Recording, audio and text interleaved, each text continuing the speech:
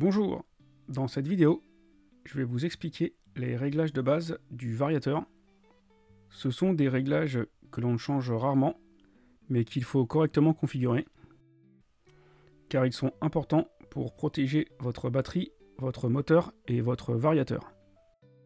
Si vous n'êtes pas sûr de ce que vous faites, je vous conseille de laisser les réglages d'origine.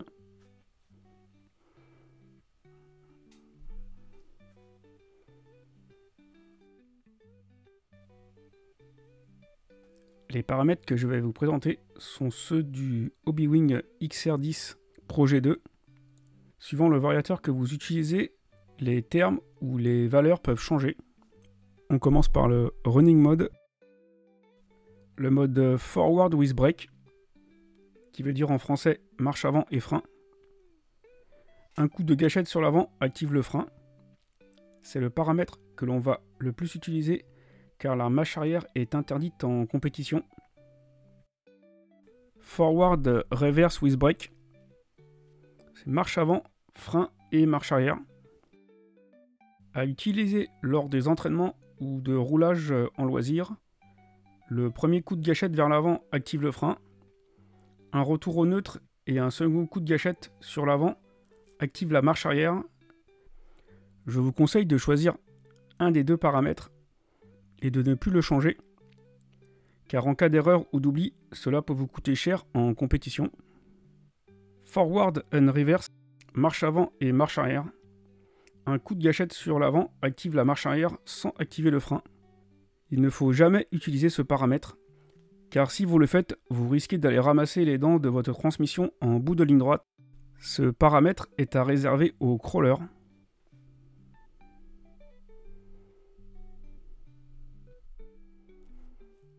Max Reverse Force, c'est la vitesse de la marche arrière exprimée en pourcentage. Si vous utilisez la marche arrière, je vous conseille de commencer par 25% et d'augmenter la valeur petit à petit après un essai sur la piste. Le cutoff. Il est obligatoire de mettre une valeur de cutoff afin de protéger les batteries LiPo. La tension d'un élément d'une batterie ne doit jamais descendre en dessous de 3 volts par élément. Plus d'infos dans la vidéo qui apparaît en haut de l'écran. Le plus simple est de mettre sur auto. Sur le XR10 Pro G2, le cutoff est à 3,5 volts par élément. Si vous souhaitez vous-même régler la tension du cutoff, il faudra faire attention car la valeur indiquée n'est plus la valeur pour un élément, mais la tension totale de votre batterie. Je trouve cette logique un peu étrange. Par exemple, si vous voulez régler votre cutoff à 3,2 volts par élément, il faudra choisir 6,4 volts pour un LiPo 2S et non 3,2.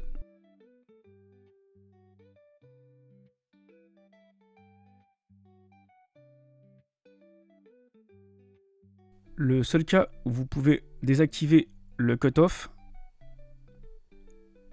c'est si vous utilisez des batteries NiMH ou si vous voulez faire plaisir à votre magasin préféré. ESC Thermal Protection, c'est la protection thermique du variateur. Je vous conseille de choisir 105 ou 125 degrés. Cela protégera votre variateur en cas de défaut du ventilateur ou d'un mauvais réglage de variateur. Si vous sélectionnez la valeur Disable, cela désactive complètement la protection thermique. Motor Thermal Protection, c'est la protection thermique du moteur. Comme pour la protection du variateur, je vous conseille de choisir une des températures de protection pour votre moteur. La protection évite de monter trop en température. Cela peut arriver à la suite d'un réglage de timing très agressif ou lors d'un choix d'un pignon moteur trop grand. Le risque d'un moteur qui chauffe, c'est de démagnétiser l'aimant du rotor. Suivant la qualité des matériaux utilisés, cela peut arriver à partir de 120 degrés. Si un rotor est démagnétisé, il faut le remplacer, ou si cela n'est pas possible, il faut changer le moteur. Bien sûr, je ne vous conseille pas de mettre la valeur sur Disable, Même si sur la notice Hobbywing, je conseille d'utiliser cette fonction avec un moteur Hobbywing, car il y aurait un risque que la protection se déclenche trop tôt ou trop tard avec un moteur d'une autre marque. Je préfère l'activer au moins à 125 degrés et vérifier la température du moteur en fin de roulage que de risquer de démagnétiser le moteur.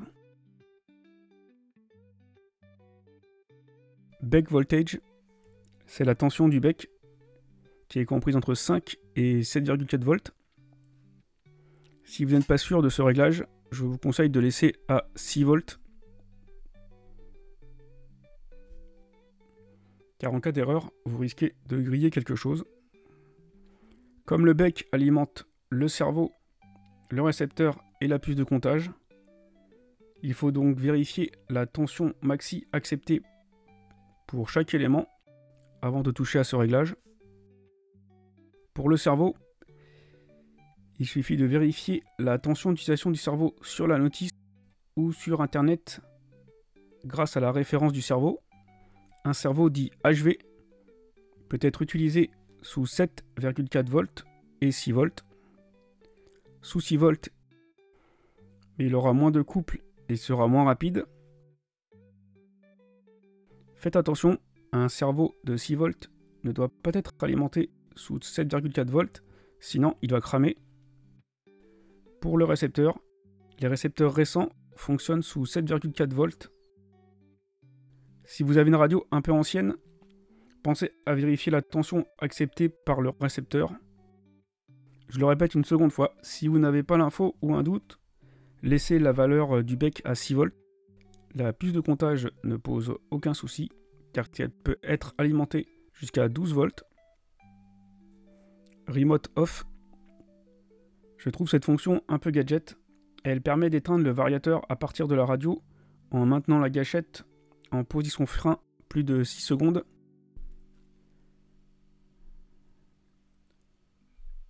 Sensor mode.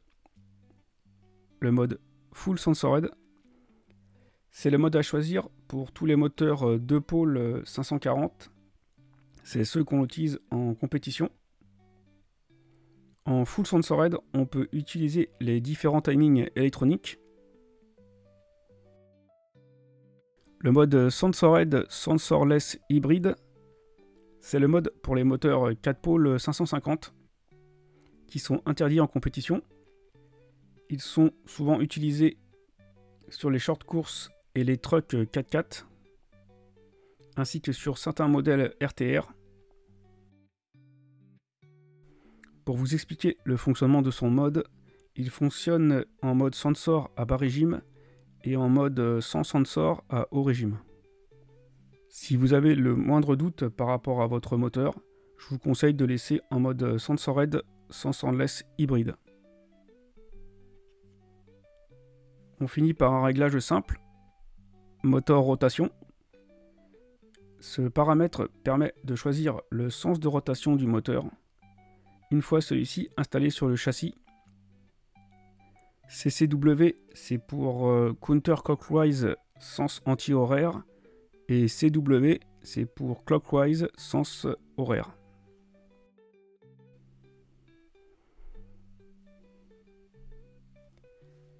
Si vous avez trouvé intéressante cette vidéo, mettez des pouces, cela me fait plaisir et permet de promouvoir la chaîne.